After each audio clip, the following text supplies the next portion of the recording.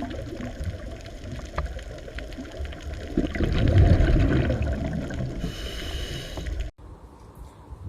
આજે આગળ વધીએ. જો કેન્સર વિશે આપણે ચર્ચા કરતા હતા, તો હવે કેન્સરની ચકાસણી અને નિદાનની વાત કરીએ. જો કેન્સરની ચકાસણી અને ઓળખ મીન્સ કે નિદાન વહેલાસર થાય ને તો એ જરૂરી છે, કારણ કે આધુનિક મેડિકલ સાયન્સ હવે એને મટાડી પણ શકે છે. એવું નથી કે કેન્સર પહેલાની જેમ અસાધ્ય રોગ હોય. જો સમયસર વધારે પડતું એ શરીરમાં ફેલાય, એ પહેલા જો નિદાન થઈ જાય તો શસ્ત્રક્રિયાઓ કે દવાઓ દ્વારા એને મટાડી પણ શકાય. એટલે કેન્સરનું નિદાન વહેલી તકે થઈ જાય એ જરૂરી છે. હવે કેન્સરના નિદાન માટે અલગ અલગ પદ્ધતિઓ વપરાય. એમાંની એક પદ્ધતિ છે બાયોપ્સી.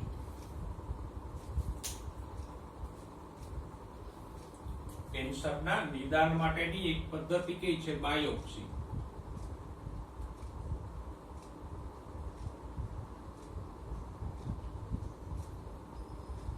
બાયોપ્સીમાં શું કરવામાં આવે? તો કે બાયોપ્સીમાં જે ભાગમાં ગાંઠ હોય એમાંથી એક નાનો એવો ટુકડો લઈ લેવામાં આવે અને પછી એની ચકાસણી કરવામાં આવે કે આ ગાંઠ કેન્સરની છે કે નહીં.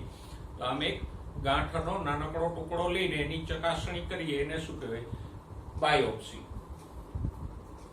પછી હિસ્ટોપેથોલોજીકલ કસોટી.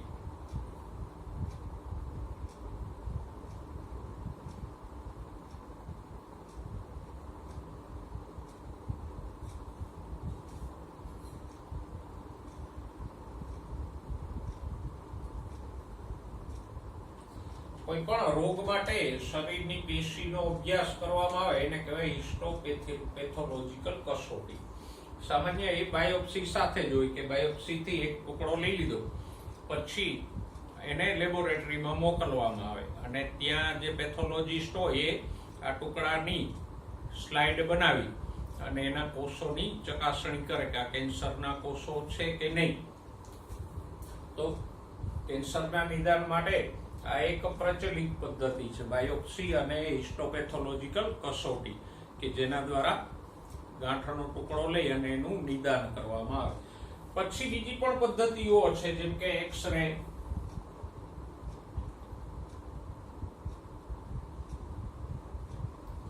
પછી MRI, સીટી સ્કેન અને એન્ટીજન એન્ટીબોડી કસોટી.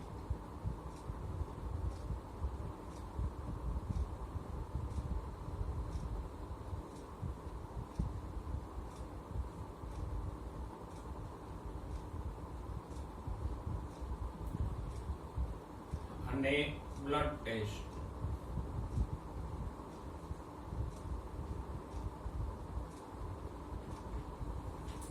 આ બધી કસોટીઓ કે નિદાનની પદ્ધતિઓ છે ઉપયોગી થાય. જો રેડિયોગ્રાફી એટલે કે એક્સરે ના ઉપયોગથી તો એ થઈ જ શકે કે સપોઝ કે ઘણીવાર ગાંઠ એવી જગ્યાએ હોય જ્યાંથી એનો ટુકડો લેવો શક્ય ન બને, અથવા તો એકવાર કોઈ ગાંઠનું નિદાન થાય કે આ કેન્સરની ગાંઠ છે, પછી ડોક્ટર એ ગાંઠનું એક્ઝેક્ટ સ્થાન, એની સાઇઝ એ બધું જાણવા માંગતા હોય તો એ ભાગનો એક્સરે લઈને એક્સરેમાં એ ગાંઠ જોઈ શકાય. પછી MRI એટલે મેગ્નેટિક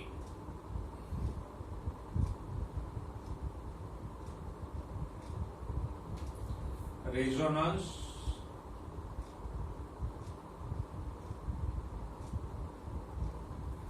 ઇમેજિંગ. MRI નું ફૂલ ફોર્મ શું થશે? Magnetic resonance imaging, MRI. બરાબર.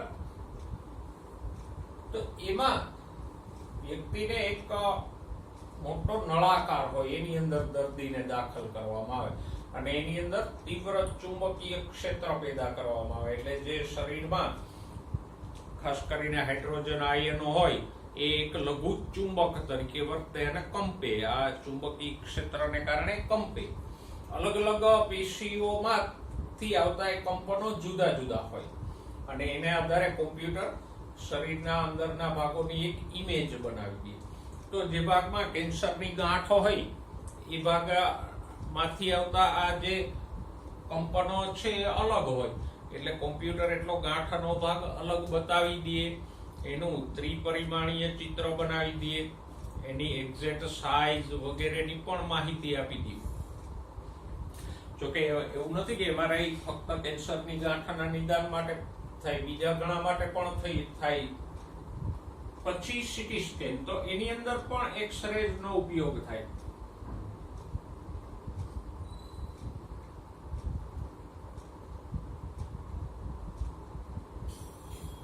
પણ અહીંયા 360 ડિગ્રીએ એક્સરે ચલાવવામાં આવે. એમ વ્યક્તિ હોય તો એક મોટી રિંગ હોય,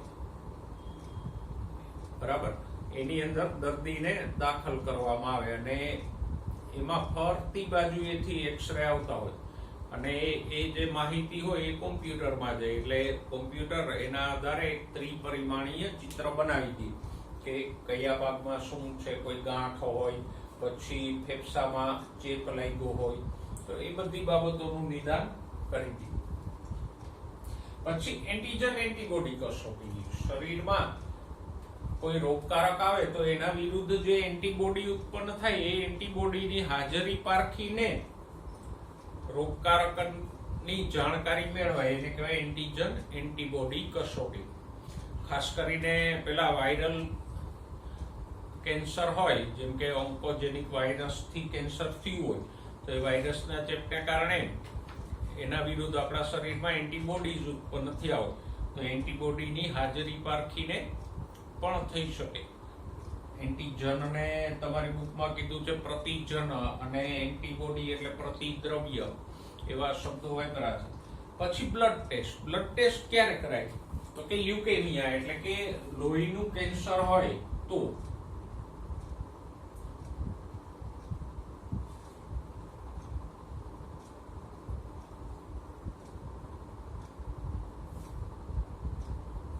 કારણ કે આ બ્લડ કેન્સરમાં અપરિપક્વ શ્વેત કણોની સંખ્યા ખૂબ વધી જાય. રુધિરમાં શ્વેત કણોની સંખ્યા અતિશય વધી જાય ને એમાંય મોટાભાગના શ્વેત કણો અપરિપક્વ હોય. તો લ્યુકેમિયાના નિદાન માટે બ્લડ ટેસ્ટ કરવો પડે. રુધિર લઈને એમાં આ શ્વેત કણોની હાજરી જોવામાં આવે. જો આવા અપરિપક્વ શ્વેત કણો અતિ મોટી સંખ્યામાં જોવા મળે તો ડોક્ટર કહી શકે કે આ વ્યક્તિને લ્યુકેમિયા એટલે કે બ્લડ કેન્સર છે. તો કેન્સરના નિદાન માટેની આ બધી કસોટીઓ તમને એક જ પેરેગ્રાફમાં વર્ણવીને આપી છે.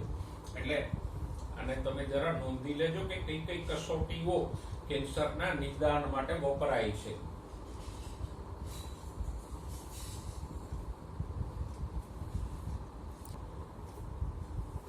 હવે નેક્સ્ટ, કેન્સરની સારવાર. કેન્સરની સારવાર 3 રીતે શક્ય બને. એક તો છે શસ્ત્રક્રિયા.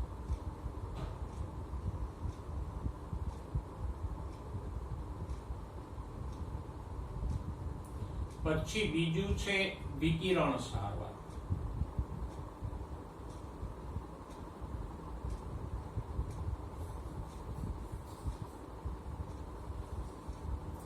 અને ત્રીજી છે કેન્સર પ્રતિકારક દવાઓ.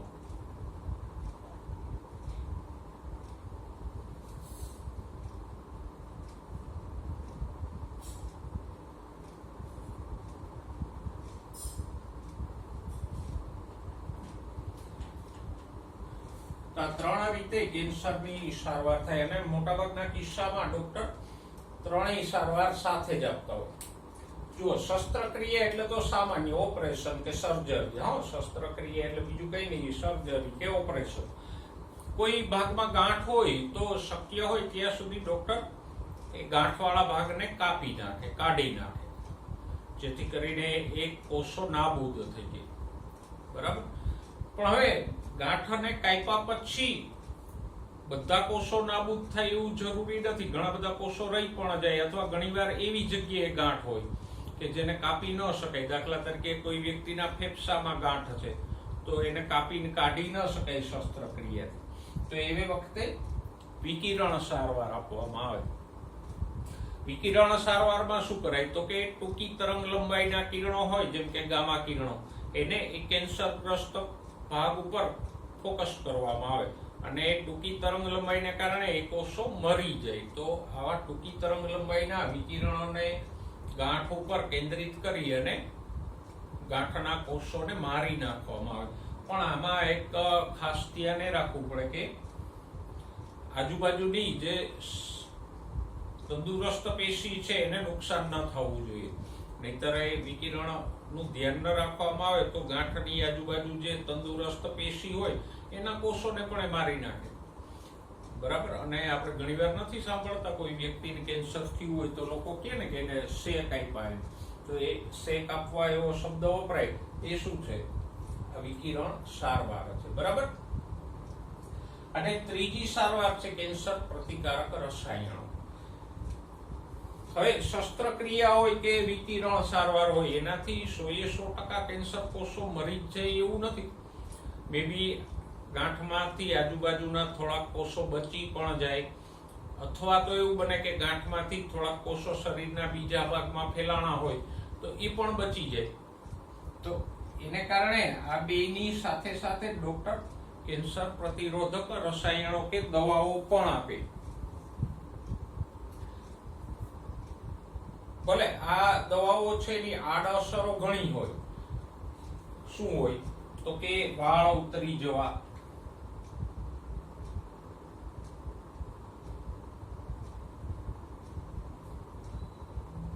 જે લોકો આવી કેન્સર પ્રતિરોધક દવાઓ લે એના વાળ ખરી જાય. પછી તો કે એનિમિયા થવું, એટલે કે રક્તકણો અને હિમોગ્લોબિનની ઉણપ થવી. ઘણીવાર શુક્રકોષો પણ વિકૃત થઈ જાય. એનું કારણ શું છે તો કે આ કેન્સર પ્રતિરોધક દવાઓ છે ને કોષ વિભાજનને અવરોધે. કારણ કે કેન્સર થાય જ છે શેના કારણે તો કે વધારે પડતા કોષ વિભાજનને કારણે કેન્સર થાય. તો આ દવાઓ છે એ શરીરમાં કોષ વિભાજનની પ્રક્રિયાને ધીમી પાડે, એને અવરોધે. તો હવે કોષ વિભાજન ધીમું પડી જાય એટલે તો વાળ ખરી જાય, પછી રક્તકણો ઉત્પન્ન થતા બંધ થઈ જાય, તો એને કારણે એનિમિયા થાય. એટલે આવી આડઅસરો ઘણી થાય. પણ એ આડઅસરો છે પ્રમાણમાં ટૂંકા ગાળાની હોય, એટલે ડોક્ટર દવાઓ આપે. કારણ કે કેન્સરગ્રસ્ત વ્યક્તિમાં જીવ બચાવવો એ મહત્વનું છે. પછી ઘણીવાર દર્દીને જૈવિક રૂપાંતરકો કહેવાતા પદાર્થો પણ આપવામાં આવે, જેમ કે આ રસાયણો તરીકે આલ્ફા ઇન્ટરફેરોન આપવામાં આવે.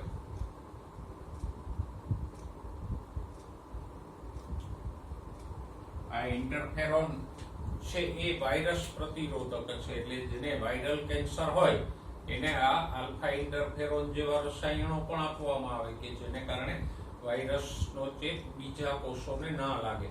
તો આમ કેન્સરની સારવાર માટે 3 રીતો છે: શસ્ત્રક્રિયા, વિકિરણ સારવાર અને કેન્સર પ્રતિરોધક દવાઓથી કેન્સરની સારવાર થઈ શકે. અને મેં કીધું એમ જો વહેલા તબક્કે નિદાન થઈ જાય કે કેન્સર દર્દીના શરીરમાં બહુ ફેલાયેલું ના હોય તો આધુનિક મેડિકલ સાયન્સથી કેન્સરનો ઈલાજ ચોક્કસપણે થઈ શકે. પણ જો ઈલાજમાં મોડું થઈ જાય અને વધારે ફેલાઈ જાય કેન્સર તો પછી ઈલાજ કરવો મુશ્કેલ થાય. હવે નશાકારક પદાર્થો અને આલ્કોહોલ. નશાકારક પદાર્થો અને આલ્કોહોલ છે એ પણ મનુષ્યની તંદુરસ્તીને નુકસાન કરતું મહત્વનું પરિબળ છે. અને પ્રાચીન સમયથી મનુષ્ય આલ્કોહોલ અને નશાકારક પદાર્થોનું સેવન કરતો જ આવ્યો છે. અને આધુનિક યુગમાં તો વિવિધ પ્રકારના નશાકારક ભયંકર ડ્રગ્સનું સેવન યુવા વર્ગમાં વધતું જ જાય છે. અને કદાચ એટલે જ તમારા સિલેબસમાં આ ટોપિક છે કે જેના કારણે વિદ્યાર્થીઓમાં જ આ બધા પદાર્થો અને એનાથી થતા નુકસાન પ્રત્યે એક જાગૃતતા પેદા થાય. અલગ અલગ પ્રકારના નશાકારક પદાર્થો હોય. એમાં નશાકારક પદાર્થોનો પહેલો વર્ગ છે ઓપિયમ વર્ગના અથવા તો અફીણના.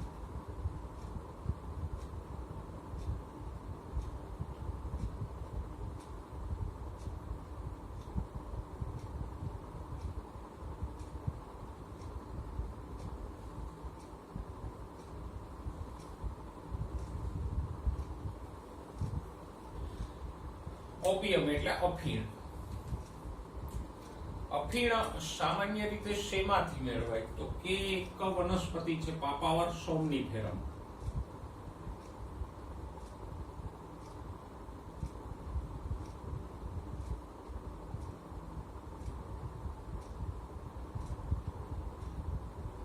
ગુજરાતીમાં આપણે એને કહીએ અફીણનો છોડ.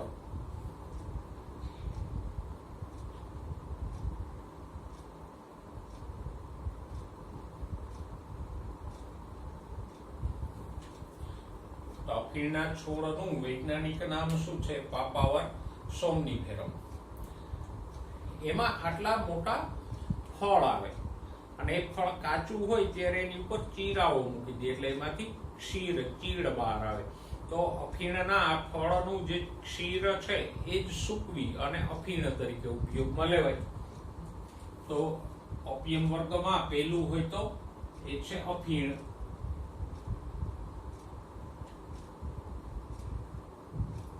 પછી એ અફીણ છે એક રો મટીરિયલ છે. ઘણી વાર એનો સીધો જ ઉપયોગ કરવામાં આવે અથવા તો એને રેક્ટિફાઈડ એટલે શુદ્ધ કરીને એમાંથી મોર્ફિન મેળવવામાં આવે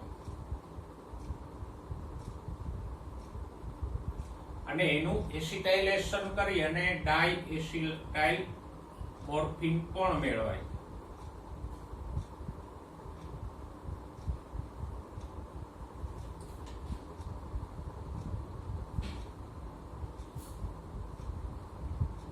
તો અફીણ હોય, મોર્ફિન હોય, ડાયએસિટાઇલ મોર્ફિન હોય, એ બધા અફીણમાંથી મેળવાય, ઓપિયમમાંથી. એટલે એ બધાને શું કહેવાય? ઓપિયમ વર્ગના નશાકારક પદાર્થો. હવે આ અફીણ છે એ કાળાશ પડતું હોય, પણ મોર્ફિન કે ડાયએસિટાઇલ મોર્ફિન છે કોઈ વાસહીન, રંગહીન, સ્ફટિકમય સફેદ પાવડર સ્વરૂપમાં હોય અને એને કાં તો સીધું જ અંદર ઇન્જેક્ટ કરવામાં આવે ઇન્જેક્શનથી અથવા તો નાક દ્વારા સૂંઘી અને એનો ધુમાડો લેવામાં આવે. બે રીતે એ નશાકારક અને નુકસાનકારક છે. પછી એક દ્રવ્ય હજી અફીણમાંથી છૂટું પડવામાં આવે એ છે હેરોઇન. એ પણ સફેદ સ્ફટિકમય પાવડર હોય. એને પણ નાકથી સૂંઘીને કે ઇન્જેક્શનથી લેવામાં આવે. આ બધા દ્રવ્યો છે ટૂંકા ગાળા માટે વ્યક્તિનો તણાવ કે ચિંતા ઘટાડે, વ્યક્તિના શરીરને સ્ફૂર્તિ પ્રેરે, પણ લાંબા ગાળે એ ભયંકર હાનિકારક છે. તો આ બધામાંથી આટલું ખાસ યાદ રાખજો. અફીણના છોડનું નામ શું છે? પાપાવર સોમનીફેરમ. ઓપિયમ વર્ગના એટલે કે અફીણ વર્ગના ડ્રગ્સ કયા છે? તો કે અફીણ, મોર્ફિન, ડાયએસિટાઇલ મોર્ફિન અને હેરોઇન. બરાબર. અને નીચે તમને જે મોર્ફિનનું બંધારણ આપ્યું છે એને પણ યાદ રાખજો. તમારે દોરવાનું નથી પણ એમસીક્યુમાં પૂછી શકે કે આપેલ બંધારણ કયા અણુનું છે.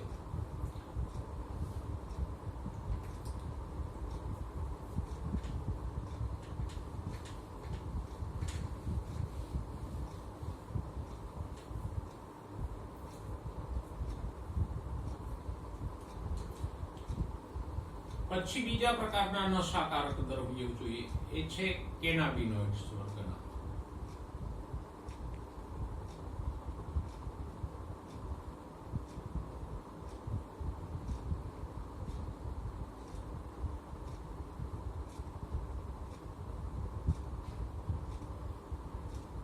એક કેનાબિસ સટાઇવા.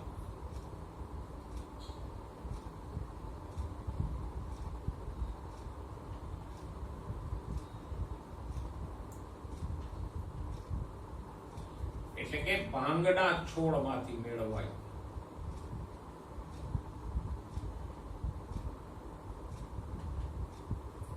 કેનાબિસ સટાઇવા એટલે કે ભાંગના છોડમાંથી મેળવવામાં આવે. સામાન્ય રીતે આ કેનાબિસનો છોડ છે એના પાંદડાને ચોળી અને એમાંથી ભાંગ મેળવવામાં આવે. પછી એના પુષ્પો કે પુષ્પ વિન્યાસમાંથી ગાંજો મેળવવામાં આવે. તો આમાંથી પણ કેનાબિસ સટાઇવામાંથી પણ ભાંગ, પછી એના પુષ્પોમાંથી ગાંજો, પછી એને શુદ્ધ કરીને ચરસ, હસીશ, મેરીજુઆના,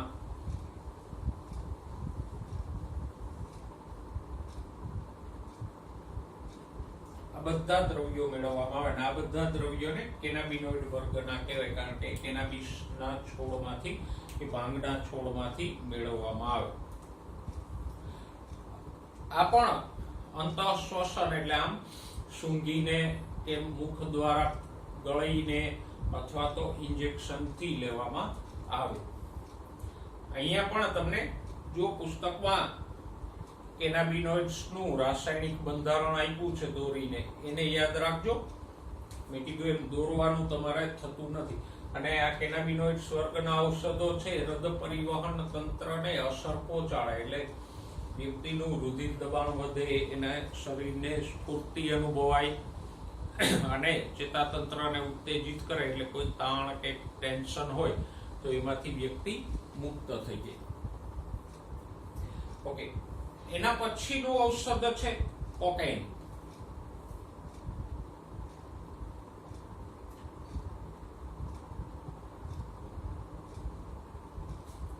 એને કોકા કે ક્રેક પણ કહેવામાં આવે. એ શેમાંથી મેળવાય તો કે ઇરિથ્રોક્ઝાઇલમ કોકા.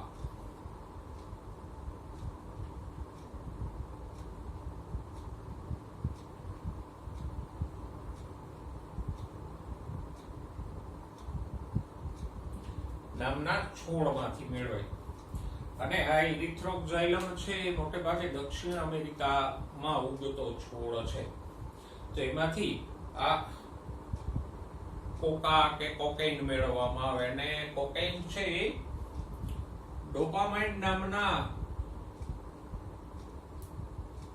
ચેતાપ્રેષક દ્રવ્યના વહનમાં ખલેલ પહોંચાડે.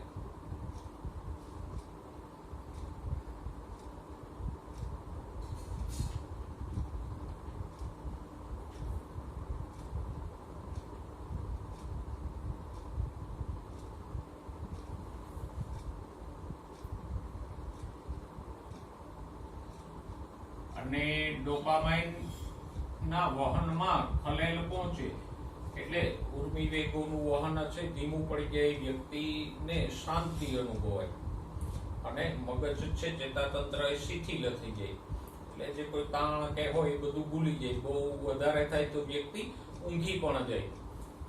તો આમ એ કરાવે.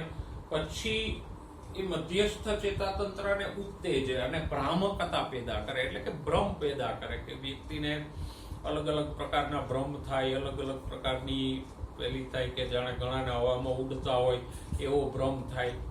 ટૂંકમાં કહીએ તો વ્યક્તિ છે એ વાસ્તવિકતાથી દૂર થઈ જાય, એટલે કે વાસ્તવિક જીવનમાં એને કોઈ ચિંતા કે તાણ કે ટેન્શન હોય તો એ બધું ભૂલી જાય અને આવા ભ્રામક પેલામાં આવી જાય, એટલે એને થોડીક વાર માટે આનંદ કે શાંતિ અનુભવાય. પછી એનાથી આગળ એટ્રોપા બેલાડોના.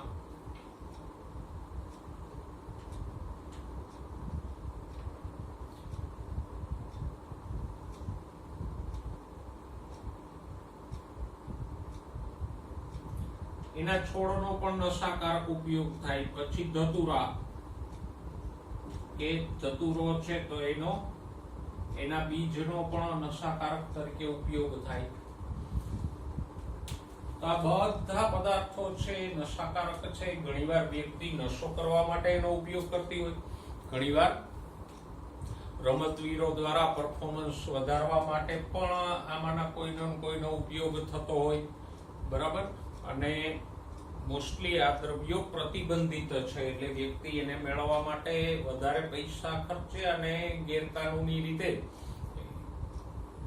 એ બધાનો વેચાણ અને વ્યવહાર થાય, અને એ જે ગેરકાનૂની રીતે પૈસા લોકો કમાય એ પૈસા પાછા કોઈ ગેરકાનૂની કામોમાં જ વપરાતા હોય, એટલે એક આખું નેટવર્ક ઊભું થાય. સમાજને ને વ્યક્તિઓને તો એ નુકસાન કરે, પણ આ બધા દ્રવ્યો ખરીદવા માટેના જે પૈસાઓ છે એ પણ એવા તત્વોના હાથમાં જાય કે જેના દ્વારા સમાજમાં પાછી અસામાજિકતા, ત્રાસવાદ, ગુનાખોરી એવું બધું ઊભું કરાતું હોય. એટલે બંને તરફથી વ્યક્તિને શારીરિક નુકસાની જાય, સાથે સાથે એની પાછળ જે પૈસાઓ ખર્ચાય છે એના દ્વારા સમાજમાં પણ ગુનાખોરી વધે, અસામાજિકતા વધે.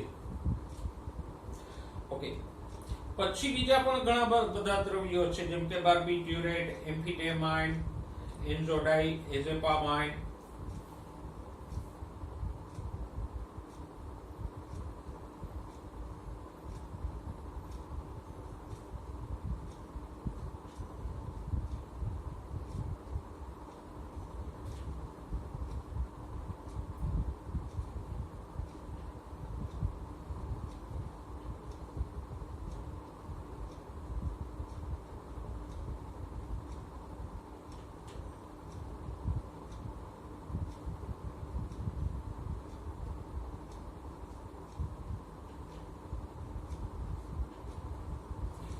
તો આ બધા દ્રવ્યો પણ નશાકારક તરીકે વપરાય.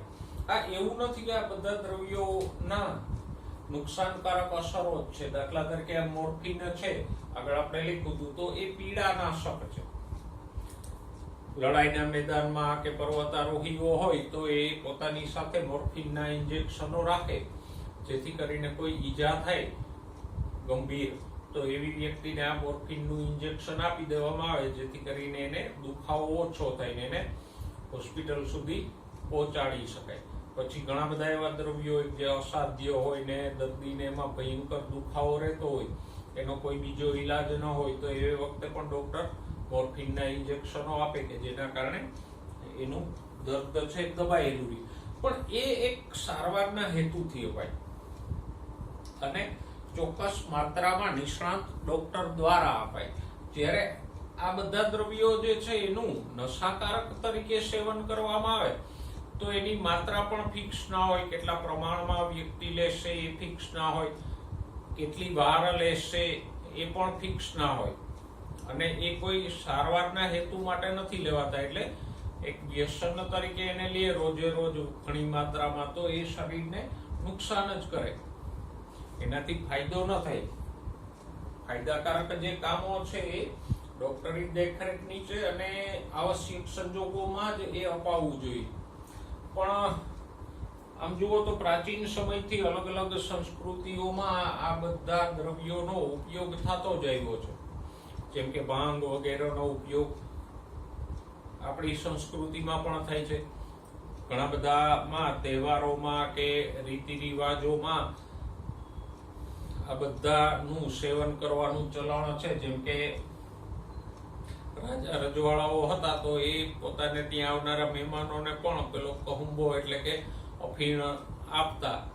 અને આજે પણ ઘણી બધી જગ્યાએ છે કે લગ્ન પ્રસંગો કે તહેવારો હોય તો એ આવેલા લોકોને અફીણ પીવડાવે. તો આમ તહેવારોમાં, સંસ્કૃતિમાં, પ્રસંગોમાં આ બધાનો નશાકારક ઉપયોગ થાય અને આજનું યુવા ધન છે એ તો મોટા પાયે આ નશાકારક પદાર્થોના સેવન તરફ વળ્યું છે. ઘણા બધા રાજ્યોમાં તો પ્રમાણ એટલું બધું વધી ગયું છે આ ડ્રગ્સ વગેરેનું કે એની ઉપરથી પિક્ચરો પણ બન્યા છે આવી સમસ્યાઓ ઉપર. તો આમ નશાકારક પદાર્થોના ભલે થોડા ઘણા સારા ગુણ હોય, પણ મોટે ભાગે તો એ સમાજને નુકસાન કરતા જ છે. તો આ બધા નશાકારક પદાર્થો છે એને અલગથી નોંધી અને યાદ રાખજો. કે નશાકારક પદાર્થોમાં આગળ વાત કરીએ તો એ છે નિકોટિન અથવા ધૂમ્રપાન, કે જે તમાકુના છોડમાં હોય અને ધુમાડા દ્વારા કે ચાવવાથી શરીરમાં પ્રવેશે. અને આ નિકોટિન જ છે એ એડ્રિનલ ગ્રંથિને ઉત્તેજે, એટલે એડ્રિનાલિન અને નોરેડ્રિનાલિનનું પ્રમાણ વધે. અને આપણે અગાઉ પણ ભણી ગયા 11મા ધોરણમાં કે એડ્રિનાલિન, નોરેડ્રિનાલિન છે શરીરની સક્રિયતા અને સ્ફૂર્તિ વધારતા અંતઃસ્ત્રાવો છે. તો એને કારણે વ્યક્તિને શરીરમાં સ્ફૂર્તિનો અનુભવ થાય.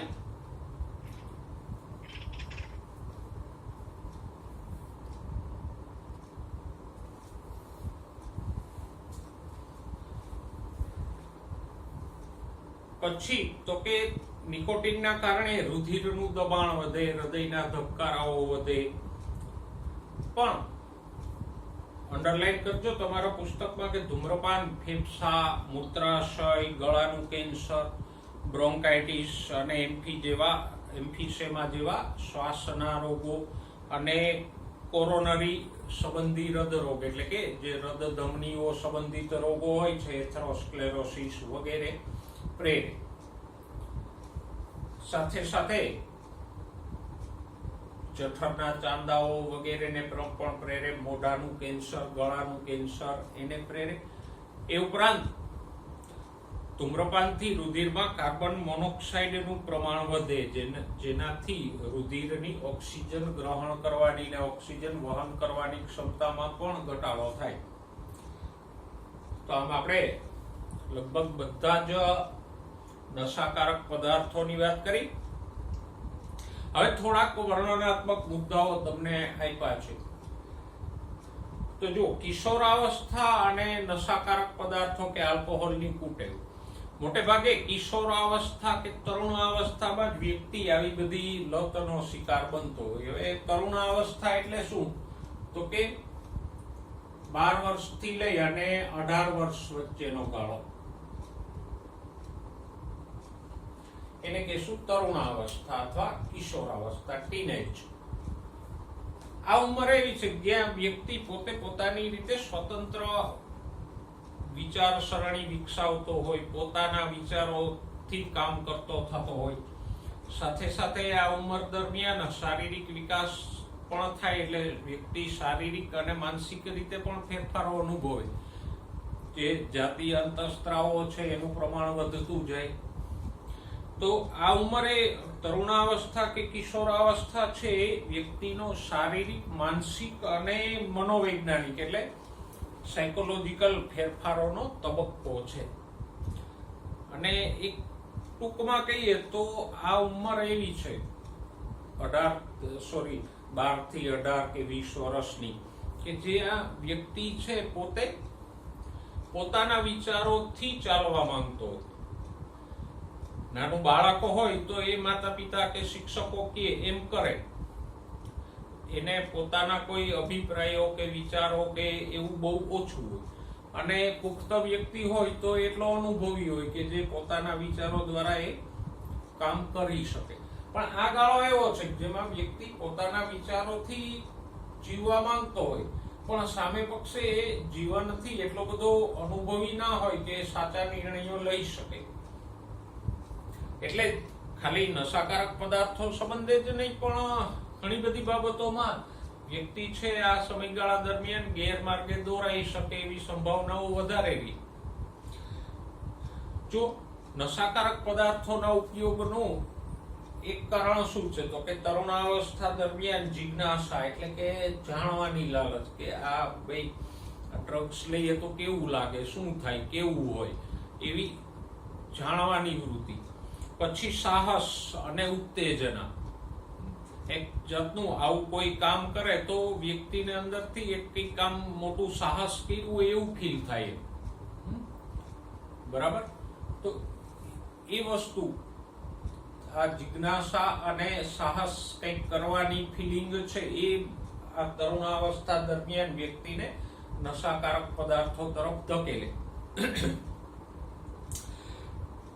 બરાબર? પછી તો કે આ નશાકારક પદાર્થો અને આલ્કોહોલ અને ફાયદાના રૂપમાં જોતો હોય વ્યક્તિ. કે હમણાં આપણે વાત કરીએ એના સેવનથી ટૂંકા ગાળા માટે વ્યક્તિને તણાવમાંથી મુક્તિ મળતી હોય, એટલે કે એને સારું લાગે. નશો જ્યાં સુધી રહે ત્યાં સુધી બધી ચિંતાઓ અને ટેન્શન ને હોય એ બધું ભૂલાઈ જાય. એને કારણે એને એ ફાયદાકારક લાગે.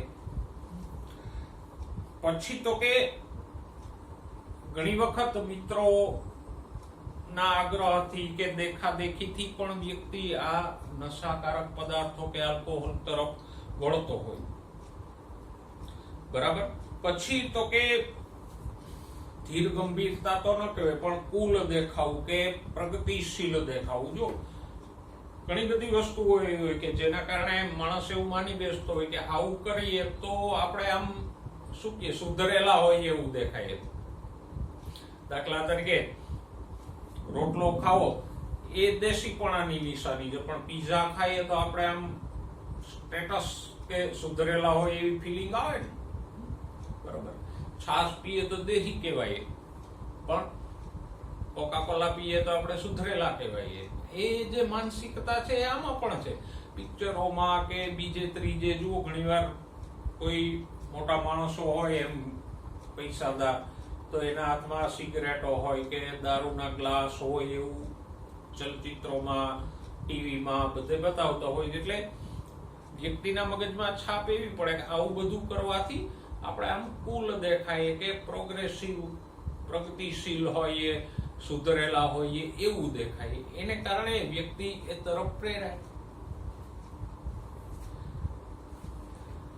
પછી સમવયસ્કોના દબાણથી કે આગ્રહથી થાય કે મિત્રો આવું કરતા હોય તો એ બીજા મિત્રને પણ આગ્રહ કરે કે આવું બધું કરવા માટે.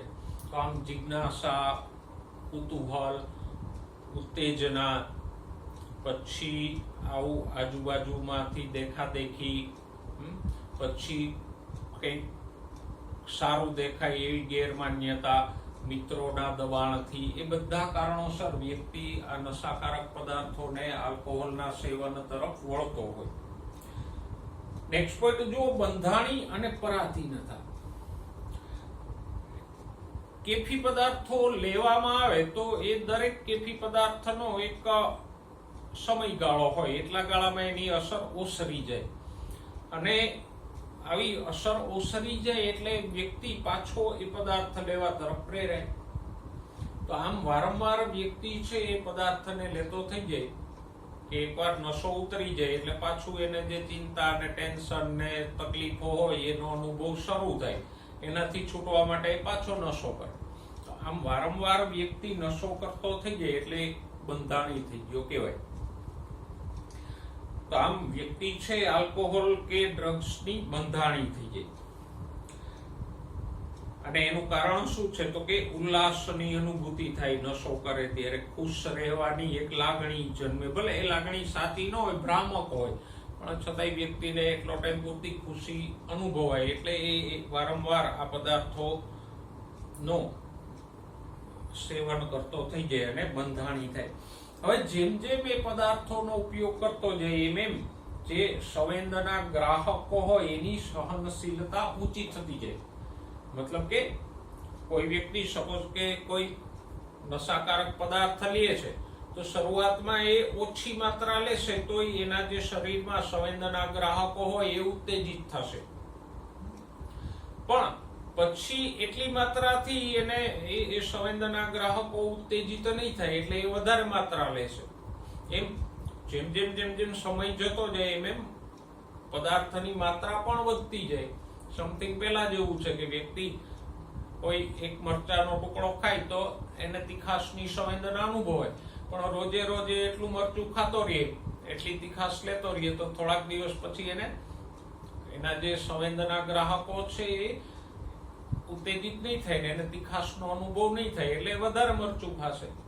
તો અહીંયા પણ એવું જ છે કે એ વધારે ને વધારે આમ પદાર્થો લેતો જાય, કારણ કે એટલા પદાર્થથી પછી એના જે સંવેદના ગ્રાહકો કે ચેતાતંત્ર છે ઉત્તેજિત ન થાય ને એને નશાનો અનુભવ ન થાય એટલે વધુ ને વધુ માત્રા લેતો જશે. ઓકે, નશાકારક પદાર્થોનું સેવન છે એ તો કે સામાન્ય એક કોમન છે કે દુર્વ્યસની કે નીતિભ્રષ્ટ મિત્ર વર્તુળ તરફ એ દોરી જાય. શરીરને ને આર્થિક રીતે તો નુકસાન કરે, પણ પછી ધીમે ધીમે ધીમે આવો બંધાણી માણસ હોય, દારૂડિયો માણસ હોય, એની પાસે કોઈ સારો માણસ ન બેસે એટલે એની મિત્રતા કોની હારે થઈ જાય. આવા બધા વ્યસનીઓ ને નીતિભ્રષ્ટ લોકો હોય એની સાથે એનું મિત્ર વર્તુળ થાય એટલે બીજી આદતો પણ બગડે. પછી ચોરી ચપાટી જુગાર એવી બધી લતો પણ લાગવા માંડે. ઓકે, અને એક એવું થઈ જાય કે પછી વ્યક્તિ પોતે ધારે તો પણ એમાંથી બહાર નથી નીકળી શકતો. એમાં જે આ ડ્રગ્સ આપણે જોયા, ચરસ હોય કે કોકેઇન કે મોર્ફિન કે મારીજુઆના કે હેરોઇન, એવા ડ્રગ્સની લતો તો એટલી ભયંકર છે કે વ્યક્તિ ધારે તો પણ એને છોડી ના શકે. અને કદાચ કોઈ વ્યક્તિ એને અચાનક છોડી દે તો એ શરીર ઉપર ગંભીર આડઅસરો થાય એને કહેવાય વિડ્રોલ સિન્ડ્રોમ. બરાબર? તો વિડ્રોલ સિન્ડ્રોમ્સ એટલે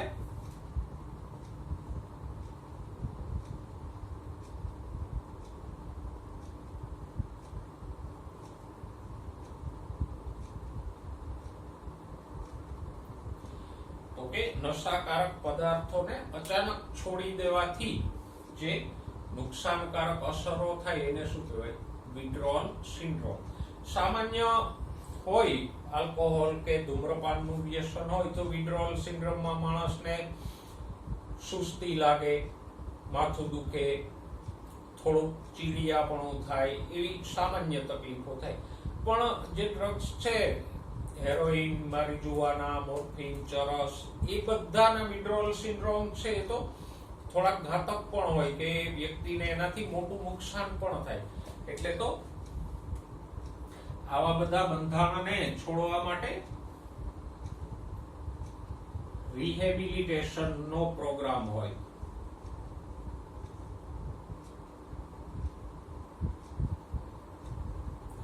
કે જ્યાં ડોક્ટરની દેખરેખ નીચે વ્યક્તિને આવી આદતો છોડાવવામાં આવે, કે ડોક્ટર છે એને આ રિહેબિલિટેશન સેન્ટરમાં રાખે.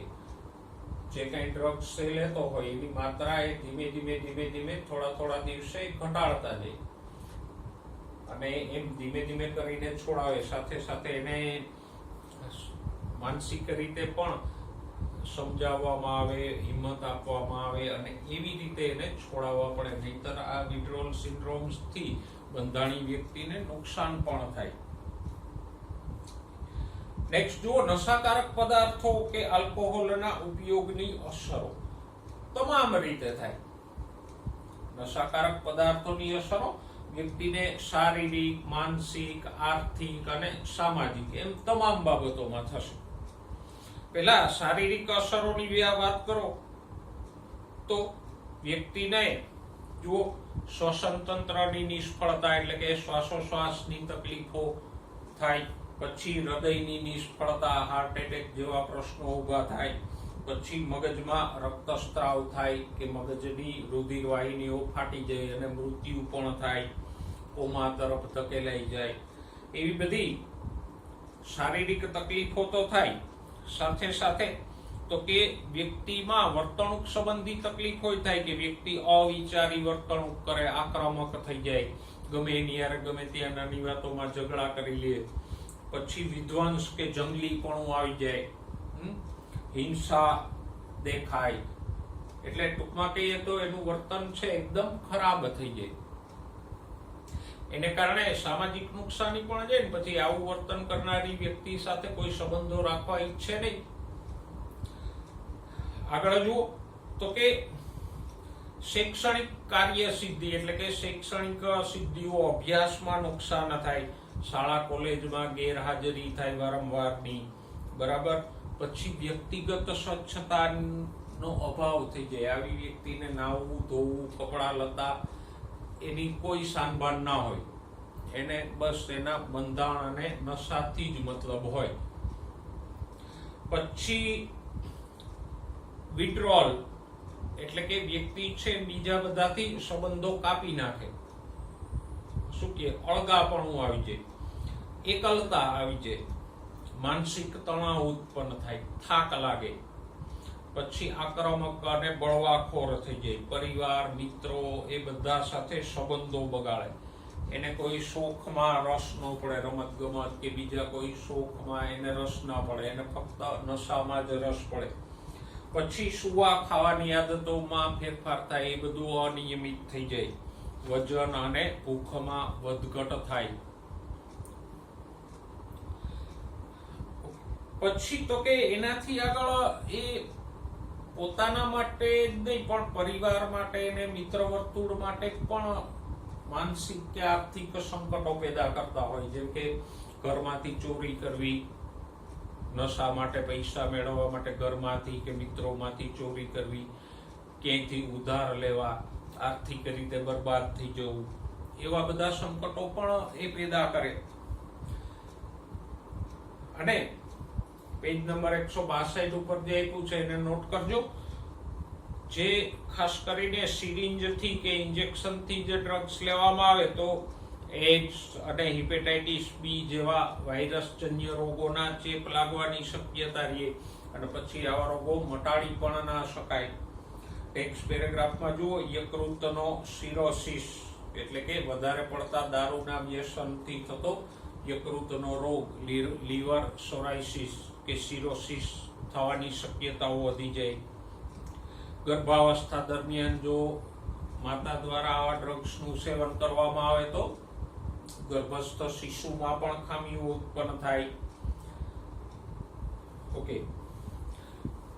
ઘણા બધા ડ્રગ્સ એવા છે કે જે રમતવીરો રમતમાં પરફોર્મન્સ સુધારવા માટે પણ લેતા હોય કે જેથી કરીને એનું પરફોર્મન્સ કે પ્રદર્શન સારું થાય ને એ જીતી શકે. તો એના માટે ઘણી પીડાહારક દવાઓ, મોર્ફિન જેવા પીડાનાશક દવાઓ, પછી એનાબોલિક સ્ટીરોઇડ કે જે ચયાપચયનો દર વધારે, પછી ઘણા ડાયુરેટિક્સ એટલે મૂત્રવર્ધક દવાઓ જે મૂત્રનું નિષ્કર્ષણ છે એ વધારે, પછી ઘણા અંતઃસ્ત્રાવો ખાસ કરીને એડ્રીનાલિન જેવા અંતઃસ્ત્રાવોનો પણ ઉપયોગ કરવામાં આવે, પછી મસલ પાવર એટલે સ્નાયુ શક્તિને વધારવા અને આક્રમકતા વધારવા, પરફોર્મન્સ સુધારવા, આ બધા દ્રવ્યોનો રમતમાં પણ આજકાલ ઉપયોગ વધ્યો છે. પણ એની આડઅસર હોય છે. થોડાક સમય માટે ભલે પરફોર્મન્સ વધે પણ આડઅસર એક તો એ થાય કે જો ખેલાડી આવા કોઈ ડ્રગ્સનું સેવન કરતા પકડાઈ જાય તો એને સજા પણ કરવામાં આવે, રમતમાંથી એને પ્રતિબંધિત કરવામાં આવે અને એની કારકિર્દી ત્યાં પૂરી પણ થઈ જતી હોય. એ ઉપરાંત પણ લાંબો સમય આવી બધી દવાઓ લેવામાં આવે તો જુઓ, મહિલાઓમાં એનાબોલિક સ્ટીરોઇડના આ લક્ષણોને અંડરલાઈન કરજો. એનાબોલિક સ્ટીરોઇડના ઉપયોગથી તો કે નર જાતીય લક્ષણો પ્રેરાય એટલે કે આક્રમકતામાં વધારો થાય, મિજાજમાં ઉતાર ચઢાવ થઈ જાય, ઘણીવાર ખુશ હોય તો થોડીક વાર પછી ગુસ્સે થઈ જાય એવું થાય, માનસિક તણાવ, માસિક ચક્રમાં અનિયમિતતા, ચહેરા અને શરીર પર રૂંવાટીની વૃદ્ધિ, આવા બધા અસરો જોવા મળે. પછી ભગશિષ્ણિકામાં વધારો થાય એટલે ટૂંકમાં નરપણાના લક્ષણો એમાં પ્રેરાતા જાય એનાબોલિક સ્ટીરોઇડના ઉપયોગથી. પછી પુરુષમાં તો કે આવા સ્ટીરોઇડના ઉપયોગથી ખીલ થવા, આક્રમકતામાં વધારો, પછી મિજાજમાં ચડાવ ઉતાર, માનસિક તણાવ, શુક્રપિંડના કદમાં વધારો થવો, શુક્રકોષોના ઉત્પાદનમાં ઘટાડો, પછી મૂત્રપિંડ અને યકૃતની કાર્યક્ષમતામાં ઘટાડો, પછી છાતીનો ભાગ વધવો એટલે કે કંઈક સ્તન વિકાસ થતો હોય એવું, પછી અપરિપક્વતા એટલે નાની ઉંમરમાં ટાલ પડવી, પ્રોસ્ટેટ ગ્રંથિ સોજીને મોટી થવી, આવી બધી અસરો થાય. અને ઘણી વખત વ્યક્તિ છે જાણકારીના અભાવે કંઈક જોઈને એને અનુસરવામાં પણ આવી બધી ટેવોમાં ફસાઈ જતો હોય. જેમ કે આપણી આસપાસ આપણે ઘણા બધા લોકોને ટીવીમાં કે ફિલ્મોમાં જોઈએ કે જેણે બહુ આમ મસ્ક્યુલર બોડી બનાવ્યું હોય, પણ એમાં પણ ઘણા બધા લોકો સ્ટીરોઇડનો ઉપયોગ કરીને એની આ શારીરિક ક્ષમતા કે શરીર સૌષ્ઠવ વધારે છે. એ બધામાં કુદરતી રીતે વધારેલું નથી હોતું. તો એવી શોબાજીથી આકર્ષાઈને પણ માણસ છે આવું કરવા પ્રેરાતો હોય. હવે આ બધા નશાકારક દ્રવ્યોના ઉપયોગને અટકાવવાના શું ઉપાયો છે એની ચર્ચા કરીએ. તો કે જુઓ, prevention is better than cure એટલે કે જેમ રોગો માટે કહેવાય કે લાગુ પડ્યા પછી એની સારવાર કરવી એના કરતા રોગ ન થાય એની કાળજી લેવી વધારે ઉત્તમ છે. તો નશાકારક પદાર્થો માટે પણ એ જ છે પ્રિવેન્શન એટલે એનો અટકાવ. લાગુ પડ્યા પછી એને છોડવાની મથામણ કરવી એના કરતા આવી કોઈ ટેવ પડે જ નહીં એ બેસ્ટ વે છે. અને આવી ટેવ ન પાળવા માટે તો કે પેલો ઉપાય શું છે? સમવયસ્કોના બિનજરૂરી દબાણથી દૂર રહેવું. એટલે કે મિત્રો હોય કે કોઈ પણ હોય એ આવી કોઈ નશાકારક પદાર્થો કે આલ્કોહોલ લેવાનો આગ્રહ કરે, દબાણ કરે, બરાબર, જેને કહેવાય ઇમોશનલ બ્લેકમેલિંગ કરે, તો પણ મક્કમ મનથી એનાથી દૂર રહેવું. કારણ કે વ્યક્તિની શરૂઆત મોટે ભાગે નશાની અહીંથી જ થતી હોય. તરુણાવસ્થા દરમિયાન કોઈ મિત્રો આવું કરતા હોય તો એ બીજા મિત્રોને પણ પ્રેરે આવું કરવા માટે. તો એવી વખતે કોઈ પણ જાતનું દબાણ કે શરમમાં આવ્યા વગર એવી વસ્તુનો ઇનકાર કરી દેવાનો. કારણ કે આમ પણ આવા જે વ્યસની મિત્રો હોય, આલ્કોહોલ કે ડ્રગ્સની ટેવ વાળા, એની મિત્રતાથી કોઈ ખાસ ક્યારેય ફાયદો ન થાય. તો પછી ઇનકાર કરવાથી એને ખોટું લાગશે, એને માઠું લાગશે એવો ડર રાખવાની જરૂર નથી. ઓકે, એને ખોટું લાગે અને એ સંબંધો કાપી નાખે તો વેલ એન્ડ ગુડ. અમે એની સાથે મિત્રતા રાખવાથી નુકસાન જ થવાનું છે. તો મિત્રોને ખોટું લાગશે કે એવા સંકોચથી કે લાગણીના દબાણમાં આવ્યા વગર મક્કમતાથી એક વખત એનો ઇનકાર કરી દો તો બીજી વખતે તમને આગ્રહ નહીં કરે. બીજું, શિક્ષણ અને પરામર્શન. જેમ તમારા સિલેબસમાં આ ટોપિક છે એવી જ રીતે બધા તરુણોને આવી બાબતો વિશે શિક્ષણ આપવું, નશાકારક પદાર્થો નહીં, નુકસાનીઓ વિશે, એનાથી બચવાના ઉપાયો વિશે સમજ આપવી, જેથી કરીને એ આવી નશાની લતમાં પડે જ નહીં. સાથે સાથે બાળક સાથે યોગ્ય પરામર્શન કરવું, એની ઉપર નજર રાખવી, કોઈ એવા લક્ષણો એનામાં દેખાય તો એને યોગ્ય સલાહ સૂચન આપી, સમજ આપી અને એને વહેલી તકે રસ્તેથી પાછું વાળવું. બાળક પાસે જો ભણવા ઉપરાંતનો ફાજલ સમય હોય તો સારું વાંચન, સારી રમત ગમત એ બધા પ્રત્યે એને વાળવું, જેથી કરીને એ એવી પોઝિટિવ પ્રવૃત્તિમાં રહીએ તો આવી નકારાત્મક પ્રવૃત્તિઓ તરફ વળે નહીં. પણ અહીંયા ખીજાવું કે ડર બતાવવા કરતા એને યોગ્ય સાંત્વના અને સલાહ આપવી જરૂરી છે. પરામર્શન એટલે એની સાથે આ મુદ્દે યોગ્ય ચર્ચા વિચારણા કરવી જરૂરી છે. પછી આવી કોઈ મુશ્કેલી સર્જાય તો માતા પિતા કે સમવયસ્કો એટલે મિત્રોની મદદ લેવી, જે એને માર્ગદર્શન આપી શકે. એમાં ખાસ કરીને સમવયસ્કો કરતા માતા પિતા કે શિક્ષકો કે જે જીવનનો અનુભવ વધારે ધરાવે છે એની સલાહ વધારે કારગર થઈ શકે. પછી ભયજનક સંકેતો પ્રત્યે દ્રષ્ટિ. માતા પિતા કે શિક્ષકોએ બાળકમાં આવા કોઈ ભયજનક સંકેતો દેખાય કે એને એવું લાગે કે કોઈ બાળક છે આવા પદાર્થો તરફ ધકેલાય છે, તો એની ઉપર નજર રાખવી અને ખાતરી કરી અને જરૂર પડે એને એ રસ્તેથી વહેલી તકે પાછા વાળવા. ઘણી વખત નહીતર માતા પિતા કે શિક્ષકો હોય તો એને એવો ભ્રમ હોય કે ના, આપણું બાળક છે એ તો આવું કંઈ કરે જ નહીં, એ તો આવું કંઈ બગડે જ નહીં, અને એ બાળક ઉપર વિશ્વાસ મૂકીને ચાલતા હોય તો ક્યારેક બાળક નિર્દોષ ભાવે દેખાદેખીમાં મિત્રોની સંગતમાં બગડી પણ જતું હોય તો એની ઉપર પણ નજર રાખવી. અને વ્યવસાયિક કે આરોગ્ય વિષયક સલાહ લેવી. જો કોઈ વ્યક્તિ આવા બંધારણમાં ફસાઈ જાય તો એને વ્યવસાયિક એટલે યોગ્ય ડોક્ટરની સલાહ લેવી અને પુનરુત્થાન કાર્યક્રમ એટલે આ રિહેબિલિટેશન પ્રોગ્રામમાં જોડાય અને ડોક્ટરોની મદદથી આવા વ્યસનોથી છૂટવા માટે પૂરતા પ્રયત્નો કરવા. તો આ બધી બાબતો છે. એમાં બેસ્ટ વે એ છે કે બાળકે તરુણે પોતે દેખાદેખી કે મિત્રોના દબાણમાં આવ્યા વગર આવી બધી બાબતોથી દૂર રહેવું. ક્યારેય મિત્રોની શરમમાં આવીને કે દેખાદેખી ખાતર આવું ન કરવું. અને બીજું, માતા પિતા અને શિક્ષકોએ પણ બાળકો ઉપર આ બાબતે નજર રાખવી, એનામાં આવી કોઈ આદતો પડતી નથી એનું ધ્યાન રાખવું. કારણ કે કોઈ પણ બાળક છે ખરાબ નથી હોતું, પણ એની કાચી ઉંમર અને ઓછા અનુભવને કારણે ઘણી વખતે આવી બાબતોમાં સપડાઈ પણ જતું હોય.